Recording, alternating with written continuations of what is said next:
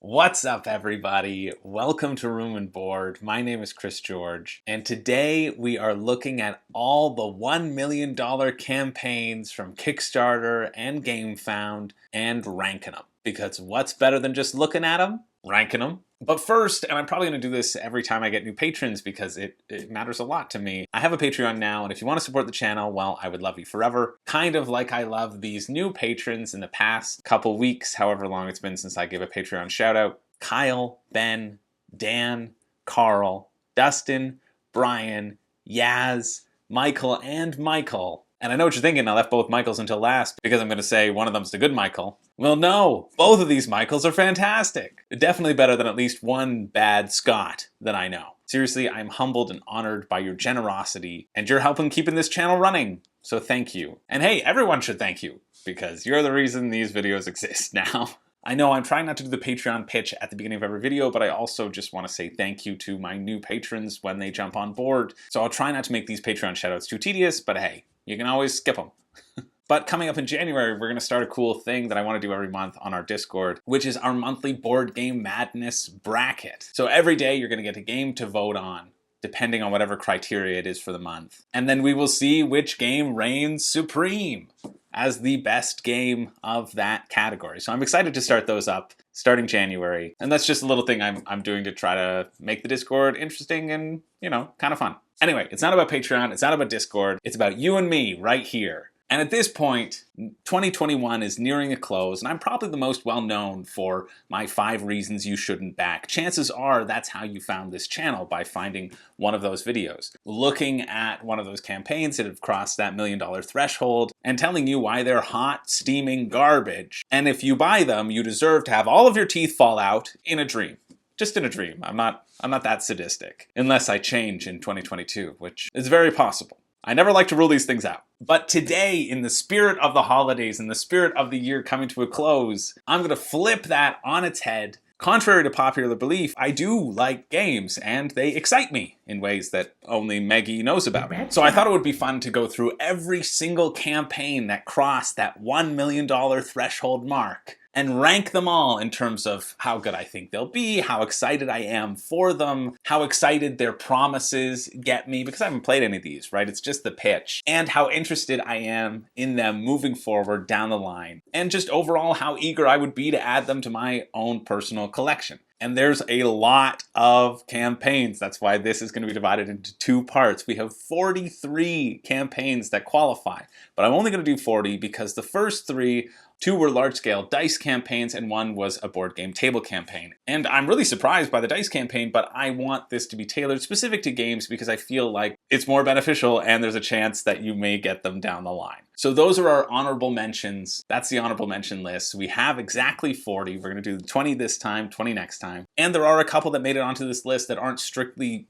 board games or tabletop games, but are more in the RPG genre. But they made it on the list because they're definitely not at the bottom in terms of my excitement. And I think they are more likely to be relevant as time goes on for those of you watching this in the future and seeing that I am in fact a prophet. And now that these are all readily available, they are appearing in this exact order on Board Game Geek's rankings. Guaranteed. See you in the future. We'll see if I'm right. I know I'm not. I have made videos about quite a few of these, not all of these, that are on this list. I did manage to not back all of these, and I've also gone through and calculated the money that you could spend either on the minimum pledge or at the maximum level. And if someone out there got all of these games, well, call me, because I could use a sugar daddy. But whereas a lot of those videos are focusing on why I didn't back, this one is going to be focusing on why it interests me.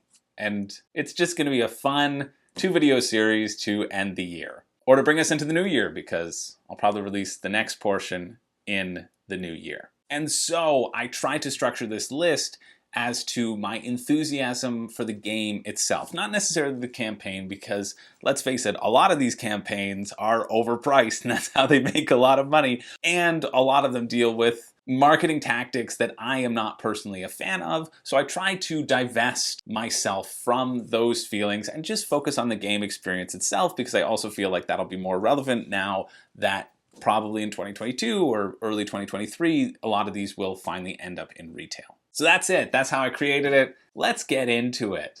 I hope you're all having wonderful holidays, and thanks for hanging out. So my number 40 at the bottom of the list, and let's be clear, probably all of these games are good games. I mean, over $1 million of people's monies can't be wrong, right? But for me, the one that I'm the most unenthusiastic with, it was a very, very easy choice to make the bottom of the list, and that is, of course, Mythwind. So Mythwind just crossed that $1 million US threshold. That is the bar. It raised $1.34 million Canadian on October 31st, and this is a game with no purpose. If you like Animal Crossing or you like Stardew Valley, this is the board game equivalent of these things. And there is a lot that some people could like here, and there's a lot that I can recognize people liking here, but for me, the main drawback to this one, why I'm really not interested in it at all, is that it doesn't feel like there's a purpose to it. Because you can play for 10 minutes or 999,000 minutes. It's meant to be this open-ended village building experience, and there aren't actual goals necessarily for the game. There will be these benchmarks that you're trying to hit in your village and trying to explore, and each unique character has their own journey that they can go through in terms of crafting the village, because you have the blacksmith, and you have the vegetable person, and you have the adventurer. I forget. I find that lack of purpose to be really off-putting for me personally. I don't like games like Animal Crossing, unless, of course, we're talking about Plucky, in which case, yes, I'll go hang out with Plucky every day. But aside from that, there's nothing that really pulls me in, and it's not something that I would want to invest so much time in when there's not going to necessarily be a definitive conclusion to that. It's not a campaign game where you go through a story and it ends. It never ends. It's designed to be never ending, and that is terrifying to me. Its minimum pledge was $105 Canadian, or $80 US, and the maximum you could spend on it was $275 Canadian, or around $212 US. And I love that it's a Canadian designer and a Canadian company, and I'm really thrilled for all of its success, and I hope whoever got it will enjoy it, but for me, it's just something I am not interested in. The art's beautiful. The production design looks really cool. Like I said, I like the 4 unique games. It's different games, polyomino versus deck management, whatever. But it is simply just, I don't want to be anywhere near it. So it was nice to have an easy 40 that is Mythwind. Now moving along to number 39. This is also one that I'm not that interested in, but I had to give Mythwind the nod just because of its complete lack of purpose. This one is The Binding of Isaac, Four Souls Requiem. And this raised $6.72 million, finished on July 2nd. It's your fairly simple card drawing battler. There are loot cards that help you, there are treasure cards that are permanent effects, and there are monster cards that you have to defeat for souls, and so first person to get 4 souls wins. But this is a gigantic hit. There is a subculture of Binding of Isaac that I have never known about, and that people love. So you could spend $35 on the expansion, that's your minimum pledge, or your maximum pledge is $2,666 if you wanted to get yourself a giant mega Satan head, which, now that I'm saying it out loud, yeah, I might want that, but not for that much. Holy moly. But if you don't want to get that like exclusive collector thing, the real max that you could spend was still around $800. And it's wild to me. It's a lot of stuff that's outside the actual game itself, and that I feel fans of this world will really enjoy. But you decide to fight a monster, then you roll a dice to see if you hit, or if the monster hits you, and you keep on rolling until one of you is dead. The gameplay just seems a little bit too simple for my tastes, and I am not in the fervor of this world whatsoever. I don't need a tiny little naked Isaac with Cupid wings on my shelf. So this one was an easy pass for me. It was an easy look at it, no thank you for me. But so that's number 39, The Binding of Isaac, Four Souls Requiem. There's a few. These first few I obviously wasn't that interested in, but I'm telling you, there's some really tough decisions that had to be made later on. But another campaign that I felt kind of overwhelmed me is my number 38, and that was the Tanares RPG campaign. And I was drawn into this campaign mainly because they were reselling their board games. So you could either buy one book of the RPG system, the Tanares system, for 25 bucks for the digital book, or you could spend $599 on all of their Arena of the Contest stuff and all of their RPG stuff as well. This one stood out to me mainly because of that awesome contest that they were running, which I don't know who won, but again, if it wasn't a subscriber of this channel, I hate it. I hate that it even happened. The campaign itself, because I'm not familiar with the Tanares RPG system or really have that much of an interest in it, when I play RPGs, I say, hey Zach, what's a fun RPG to play? Please do all the work and let me just enjoy it. That's how I like my RPGs. Spoon-fed to me. But I was interested in this one because I have heard good things about Arena of the Contest, which is sort of a tactical movement campaign, or you can do player versus player as well in it. You get a bunch of miniatures, but this campaign seems so focused on the RPG elements that I didn't feel like I needed to be drawn back in to purchase Arena of the Contest, because I think I can find it somewhere else as well. But hey, what do I know? Tanares still raised $2.1 million, and that was September 30th. Now moving along to our number 37, which funded with $1.25 million on July 7th, and that is Heroes of Barcadia. And I saw this pop up. It had a minimum pledge of $60, a maximum pledge of $2,500, which 3 people chose. It's not like that was a make-believe tier. 3 people chose. They wanted a personalized character cup. They wanted a personalized dungeon tile. Or really the max that like any normal person would spend would have been around $95. This is a drinking game. Plain and simple, a band of monsters has stolen all of the drinks in the kingdom and hoarded them away in a sprawling dungeon. And it's up to you, brave adventurer, to navigate these ever-shifting corridors and outmaneuver the opponents and reclaim the drink hoard so that everybody can drink. And this game was the first time I saw the liquid life system. It's that your characters are actually giant character cups and your hit points are drink. And I think this is, again, along the right track for that perfect drinking game. All waterproof components, so you don't have to worry about spilling it on stuff. And realizing that it actually is all waterproof components makes me more okay with that sort of $60 price point. But the game itself is you flip over a tile, you see if you can kill the villain, you roll some dice. If it happens, it happens. If it doesn't, it doesn't. And then you can lay some traps and you just have to run around. And if you die, if you drink your whole cup, that's fine. You just go back to the start and refill it with another beer. I think this one, in terms of it being that potential perfect drinking game, it might outstay its welcome a little bit. I think it probably would be better if it took place in like a half-hour period of time rather than like an hour and 15 minutes that I think it kind of takes. Their playthrough is about that long and they know the game. And I think for me, the perfect drinking game might just be the game that I want to play while drinking something that I want to drink, which is why this doesn't particularly interest me, but I like the idea. I like you can drink for additional cards.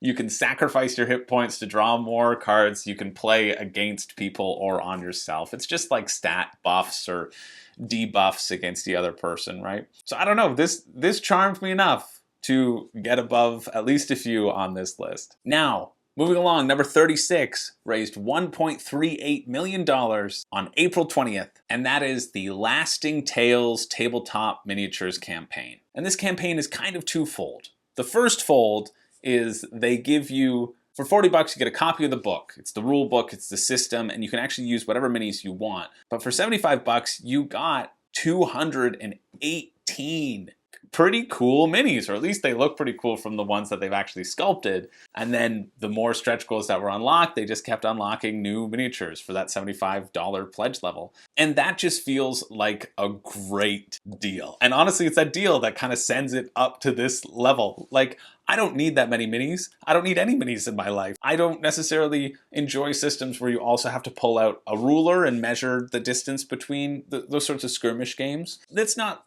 generally what I lean towards or will be eager to play, but there's a lot of cool concepts and a lot of cool artwork for these minis, and I think 75 bucks, I haven't seen a better deal than that. So it's no surprise to me why this did get up to that level. It just can't get any higher on the list because, well, because I don't need them in my life. And I can't paint. I still want to do that horrible painting series with Zach where I paint all my Ankh miniatures. He paints a good one and I paint a I do my best, which I know is not up to the standards of anyone. Jeez. We just haven't had time to do it. Maybe we'll get together over the holidays sometime and just have a fun painting session. But if you are a painter and you wanted these sorts of minis, or you do D&D, there's a lot of cool ones here. I don't think you could late pledge, but hey, if they ever come back, now you know about them. Now we're getting into some straight games. And number 35 is Terraforming Mars Ares Expedition. This raised $1.23 million.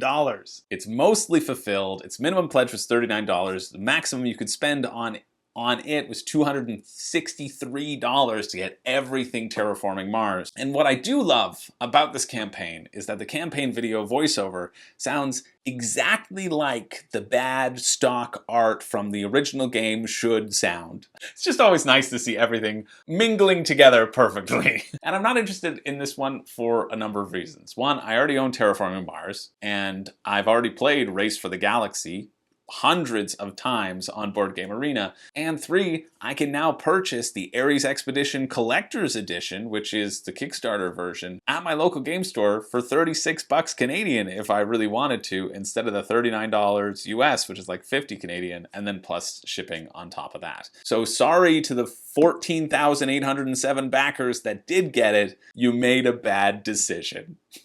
You got a chip to you. Who cares? I hope people are enjoying Ares Expedition. For me, it's exactly the same as Race for the Galaxy with just a tiny little board to it. And while I like Race for the Galaxy, I've never felt the need to own Race for the Galaxy. And the same can be said for Terraforming Mars. But I think the gameplay looks kind of fun.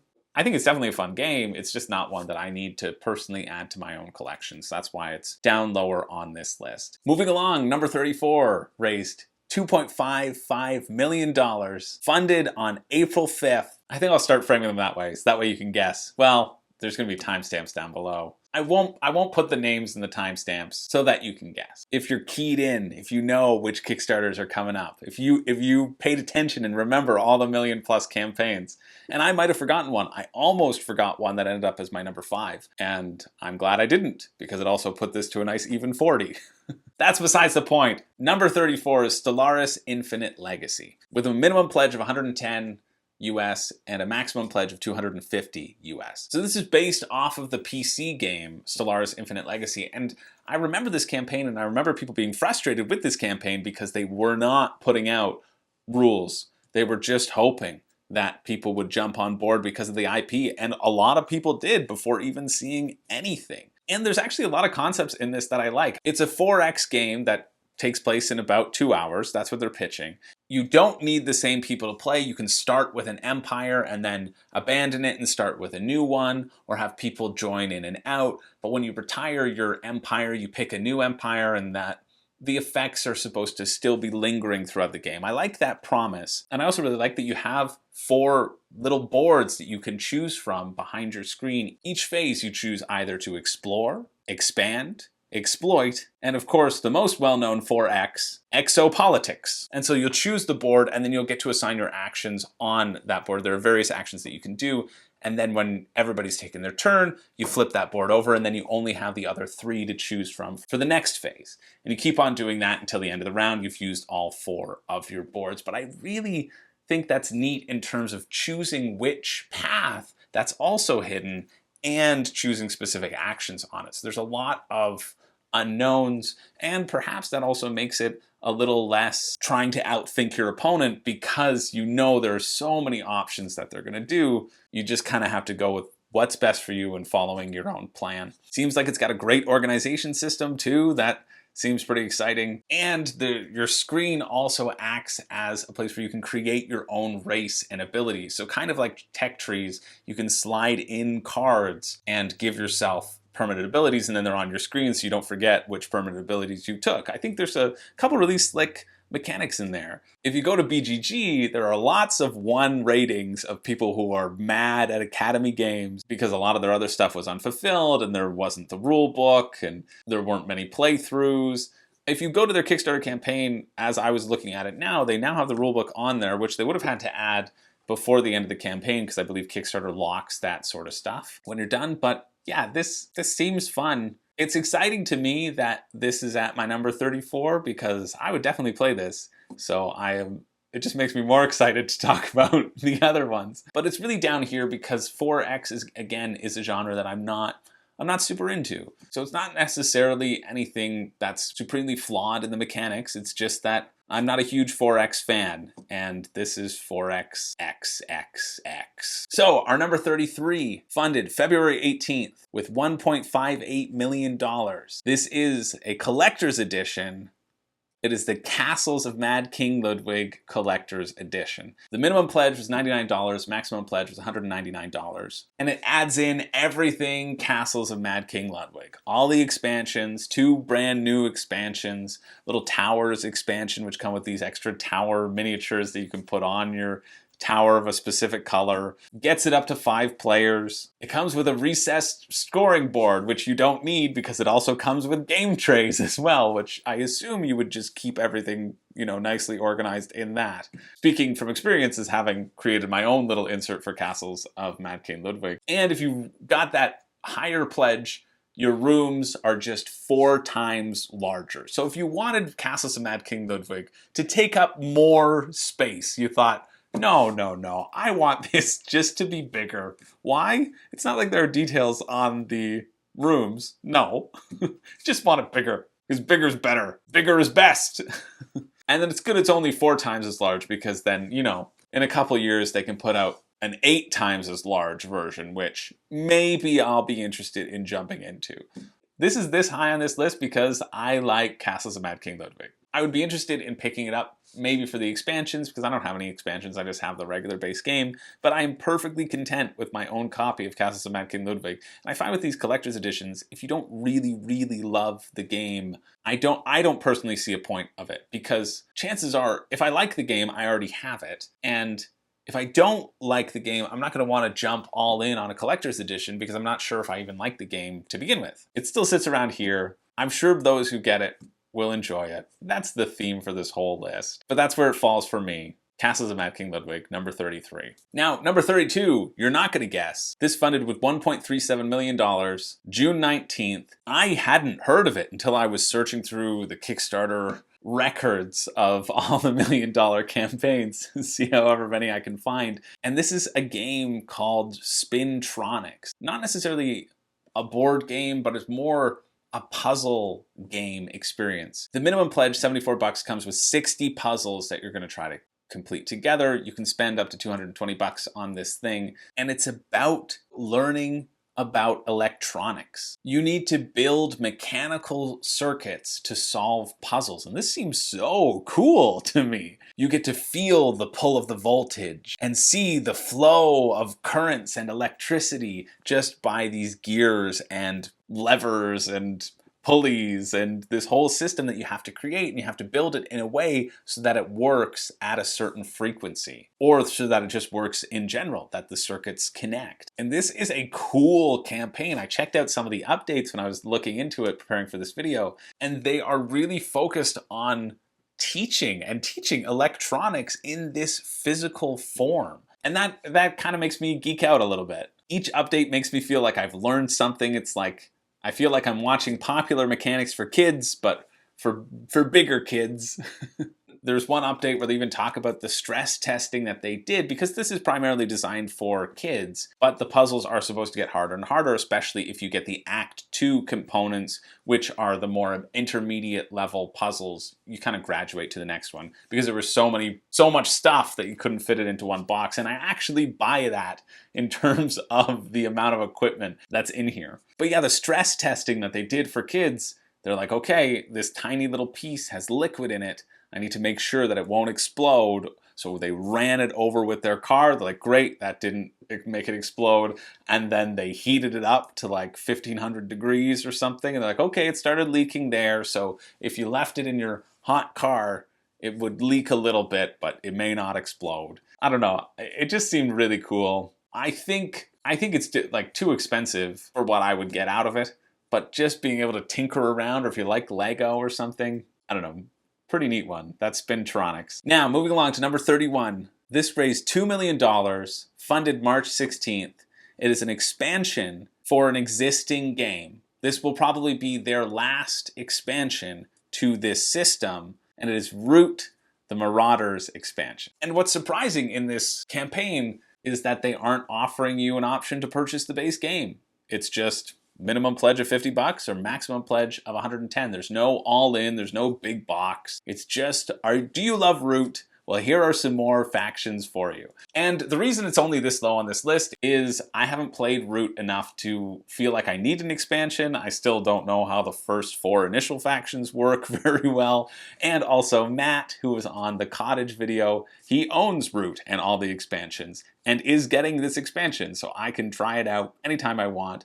And also, 2 other different sets of friends' houses also own a copy of Root and a lot of expansions. So if this were just the game Root, it might be a little bit higher, but I'm trying to analyze it as getting the expansion, and of course it's going to combo with Root a little bit as well, right? So if this were just about Root, well, I think I'm interested in playing Root a lot more, and perhaps more than some of the ones coming up on the list. But this feels like the right place for it, because if I wanted Root, well, I could borrow it from a friend, and the base game itself is already such a good, complete package. I feel that you're going to get a lot of time out of if you just get the base game. It's not one of those games where you need to get all the expansions all at once. And so I'm really glad that they're not offering that during this campaign. But yeah, it seems like a fun little expansion. Root is a fun game. If you haven't played it, you should. Pretty heavy learning curve, but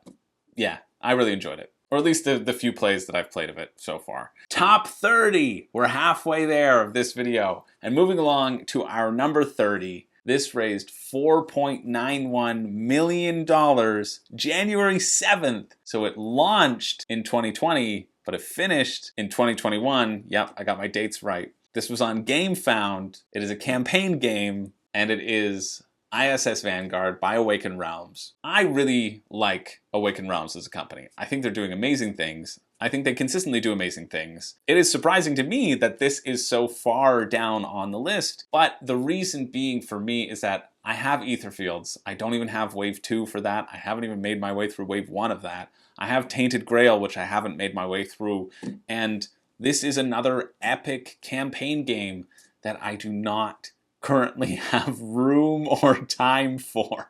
And I think if you don't have an excess of campaign games, then hey, yeah, this is a really good option. I think if you do have an excess of campaign games, well, maybe you're in the same boat as me, or maybe you saw cool space theme. Yep, I'll take it. And it's weird, I'm realizing this as I'm going through the list, is that it's the space themes in board games that don't draw me in as much as other themes as well. And I'm not sure why that is. I mean, I grew up watching Star Trek and Earth Final Conflict and a bunch of sci-fi shows, but for some reason the space theme in a board game format doesn't draw me in as much as other themes do. Maybe because I like to consume it in other forms, maybe because it seems more fantastical on a screen, like in a movie or a TV show. And this is one that looks good. It was $99 US for their minimum pledge, or of course it was Awaken Realms, so you could spend $535 US on everything you wanted. But I'm glad that I was able to take a pause on Awaken Realms because I have a bunch of their other stuff to enjoy. But I'm sure there are a few of you out there who pulled the trigger on ISS Vanguard, and you'll have to tell me how it is. Or maybe I can get Awaken Realms to send me a copy. Oh no, I don't even know if I want that. Of course I do, but it means a lot of playing. I'm looking at my Ether Fields and Tainted Grail. They're walking out of the shelf. They're staring at me. They're giving me the stink eye. Oh no. They're gonna mess me up if I don't pull them out and play them right after this video. So let's move on to number 29. And number 29 is recent. It raised £994, not just that, 994,000 pounds. It finished on November 12th, and that is Senjutsu Battle for Japan. And this has a pretty decent minimum pledge level. Your minimum pledge is $46 US, 35 pounds. And then of course your maximum is $190 US because you can throw in every single other character. And this is one that I thought would be higher. The theme really draws me in. The art direction I enjoy. The minis seem really cool, but the gameplay itself doesn't necessarily jump out at me. And maybe it's a lack of options, but juxtaposing their minimum pledge level with all the other minimum pledge levels that have come before, it still seems like a pretty decent deal. 46 bucks US, I think it was because of the shipping that I, really wasn't considering it, because it would have worked out to be like 70 bucks Canadian, and for a 1 versus 1 game, which I don't play that much of. I'd like to, but my girlfriend's too busy playing Overcooked to get to the table. So I don't know, it kind of feels like there is that not as large a depth of options, which feels weird to say because there are plenty of different options. There are plenty of different decks. There are plenty of different arenas that they're throwing at you. When I was looking through it, it kind of just all felt a little samey to me. And in addition, customizing my own deck before the game begins isn't something that I necessarily enjoy, and I feel like that's where a lot of the enjoyment will come from, is when you have all the cards, you've played kind of this set decks, and then you're going to customize your own. That just, again, it feels like too much work. All these games look cool, and there's a reason all of them have done incredibly well. Now, next on the list is also a Game Found game. That should narrow it down. Finished very recently, raised $1.4 million around December 4th. It is not the last funded game as I expected it to be, and it is, of course, Skyrim. Minimum pledge level 90 bucks US, maximum pledge level $292 US. And Skyrim, well, Skyrim just gives me a headache. The video game gives me a headache, but I associate that feeling of playing too much Skyrim and just not doing anything with that time, but doing a lot and exploring a lot and just feeling like I didn't do anything. I associate that feeling with the board game, so I feel like that's why it's knocked down a little bit on this list. And this is another campaign game, but I do like that this is a short campaign game, that it is designed to be played over and over and over, and hopefully you find and explore new and different things. But again, and I said this in my 5 reasons video, it feels like it's a solo only experience, and I don't do that as much or really at all, because my computer is just right there, and Hearthstone is just right there, and the boxes, they're so heavy, I'm just weak. I'm weak after a day of sitting and talking. Pull out the pieces. I'm weak after spending all the time organizing, so it's so efficient to take out that I don't want to take it out. So it seems all right, but it just kind of seems all right. There's nothing that really makes me excited, makes me want to stand up and scream about Skyrim. So that's why it's my 28th. Now, moving along, number 27. This also finished funding recently. I didn't do a 5 reasons because it didn't hit the 1 million threshold soon enough, but it did end up raising $1.31 million, funded November 19th. 1 versus 1 big battler, that is Monsterpocalypse by Mythic Games. I think it's by Mythic, but I think it's by Mythic. And this has an okay minimum price point, because it's only $59. That is, if you already had Monsterpocalypse and you just wanted the 3 to 4 player expansion. Or you can spend $449 US on all the monster miniatures that you could want, and you can slam them on the board, and you can huck them at your friend across the table, chuck dice at each other until one monster remains standing. And of course, this one looks fun. It does. You have all these monster minis, it's a big city that you get to smash to bits. Come on. Who's not going to have fun with that, right? But it gives me the same feeling as, or the same sensation as something like Giant Killer Robots, which also was about these large monsters. It was about, ooh, look how big I can make this box for no reason. But I feel with these giant games, they don't often have the value for me that the large price point requires it to have. I think, yeah, I'll play them, have a great time, be super fun, but they're not ones that I tend to gravitate towards either. I know I said at the beginning, hey, I'm not going to talk about these nitpicks. I love all games, and I do. I would absolutely love to play Monsterpocalypse, but I don't feel like owning it would be beneficial for me, and I don't think I would get it out as much as the large price point would make me feel like I needed to get it out. I think this would be a really fun and enjoyable game, but it's at this sort of 27 position because if I had it in my collection, I would be worried it would outstay its welcome too early. Or I would be forced to keep on buying different monsters so I could swap them in and out and play as all the different characters, and then my limited space would be filled with Monsterpocalypse as well.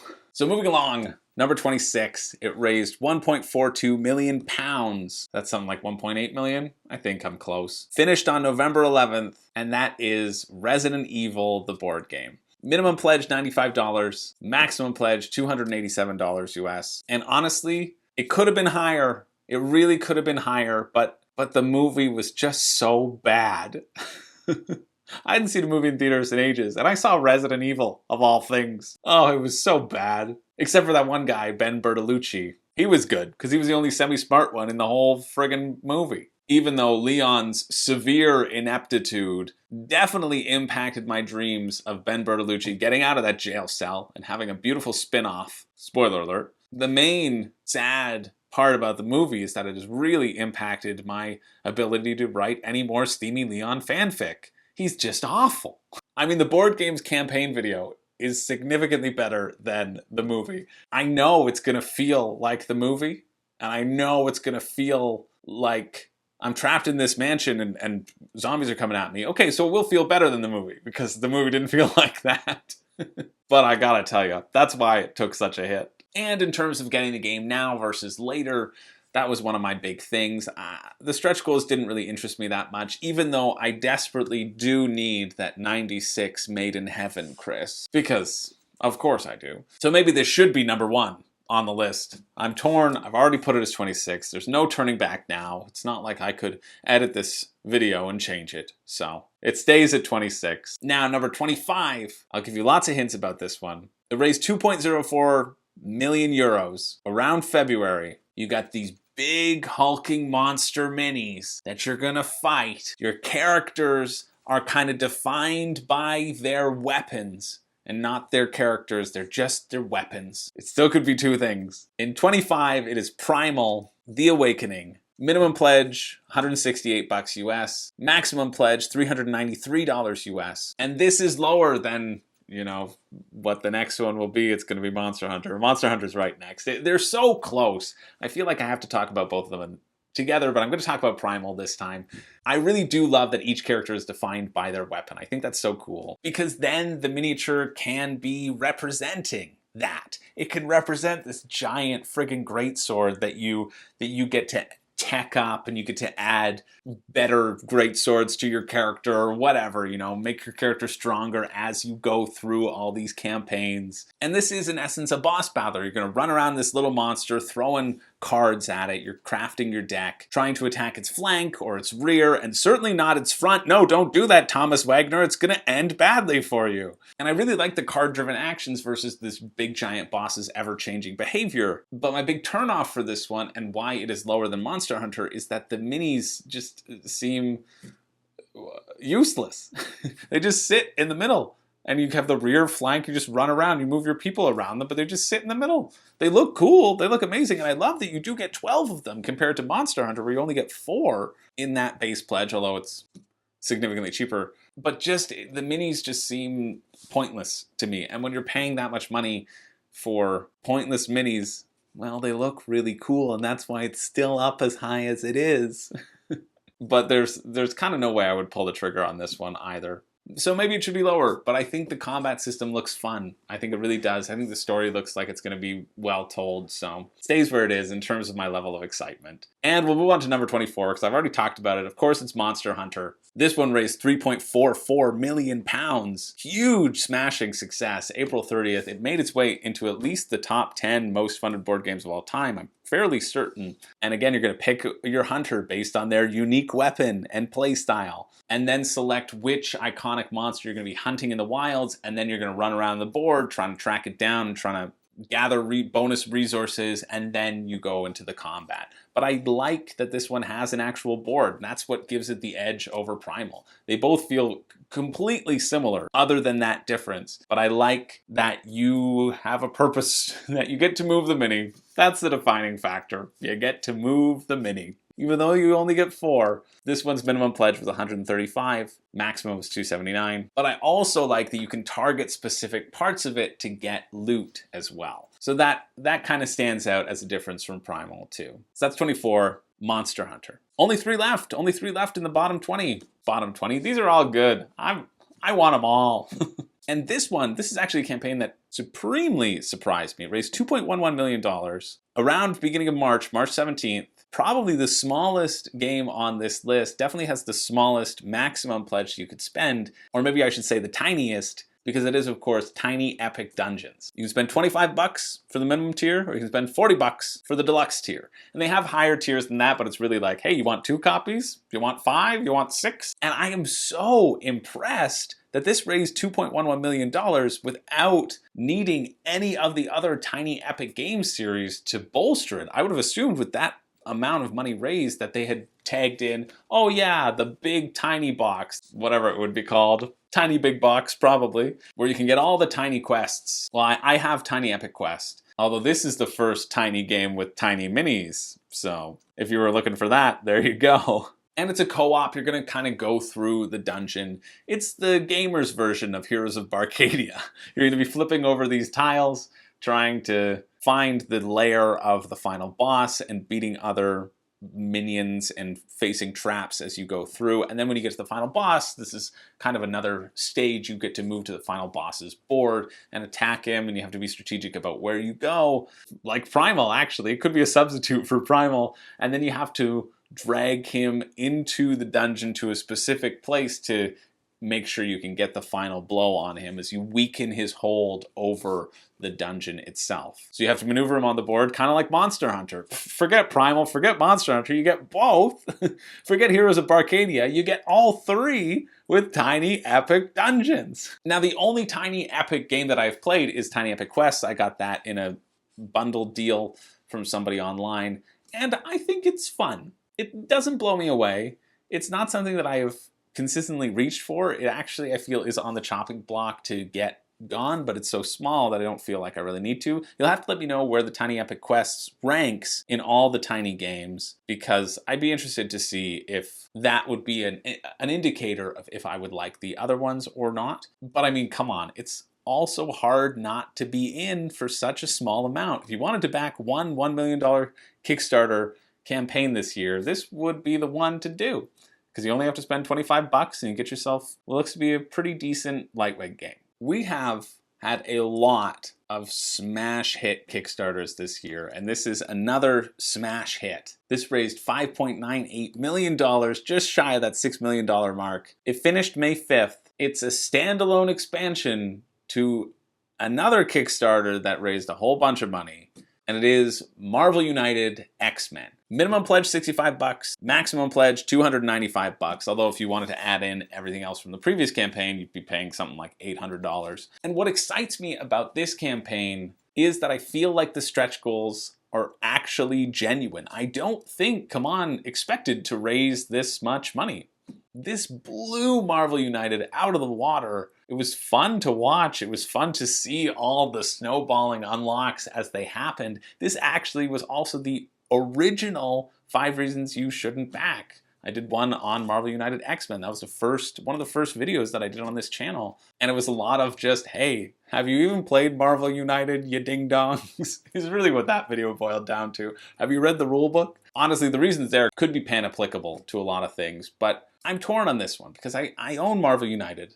Well, I've lent it probably permanently to my neighbor at this point, but I own it. I've played it a few times. I just find it a little too simple for me. I like punishing co-ops, and this is a family-friendly co-op. And I like family-angry co-ops. I want to test my relationships this Christmas. But this is one where the base pledge is not a great deal because you can get it for cheaper in retail, and yet it is a great deal because of all the additional stretch goals that you get, because I feel like they kept on adding more stretch goals. You get so many extra figures, and it is almost necessary to have these figures for replayability. The heroes, I don't know, the heroes don't matter. It's the same deck of cards, just kind of different. But the villains, they do kind of matter. And I think that's why this one is better than Marvel United, because you have more villains in the base game because of those anti-heroes. So it's kind of that like, oh, I see the possibilities of Marvel United, and I don't think I'm ever gonna consistently play it, so I'm happy I took a pass on it, but I can see how people would enjoy it, so. Number 22. And finally, to close out this first half of the video, this is a lot longer than I expected, but That's what happens. This one raised $4.83 million, finished March 25th. It is expansions and a full edition of an already completed game. And that is, of course, the Everdell Complete Collection and also the New Leaf and Mistwood expansions, which is what this is for. So your minimum pledge would have been $60 for the 2 expansions, and your maximum pledge for the big box, everything Everdell, for $199. And I wanted to end this half of the list with something good. You know, something that I am really excited about. And honestly, this could be higher on the list for me as well. But I wanted to highlight it here. And I think if I were to go in on this Kickstarter, I would want to get the complete collection because I really enjoy Everdell. I've played it at a friend's house, played it at Matt's house. But I also know that it's too much Everdell. It's too much Everdell for me. I don't need it yet. I could just have the base game. But I really like the base game. So it's that kind of toss-up on, oh, I want it. I don't need it. It probably would actually detract from my playing experience if I were to get the complete collection right off the bat. You just want to play the base game first for a little bit. If you like Seasons, I've played thousands of games of Seasons on Board Game Arena. Literally. It's a very fun game. If you like Seasons, Everdell reminds me a lot of Seasons as well. If you like Everdell, you haven't tried Seasons, hey, try that out too. Because it is this sort of tableau building that gives you extra powers as you move on. And I know I penalized Root earlier for not including the option to buy the game, and that's why Everdell's a little bit higher, because I do have the option, and I like Everdell more than I like Root. That's just it. Everdell is a fun game. I can't say anything more than that. It's great. It's a really good game. I like it a lot. So that's why this is number 21, finishing out this first section of the list, 40 to 21. Hey, out of everything that I've mentioned, I want to go play Everdell right now. So that should tell you. So that's it. That's the first half. If you had purchased every single one of these campaigns at the minimum level, you would have spent $1,570 US. You know, 20 games, they usually average about 100 a game. It's less, well then plus factor in shipping. It would have been about 100 a game. That's kind of what you're getting on Kickstarter now. If you had spent the maximum amount, if you were adding along with your calculator, you would have spent $5,669 because you needed the all-in.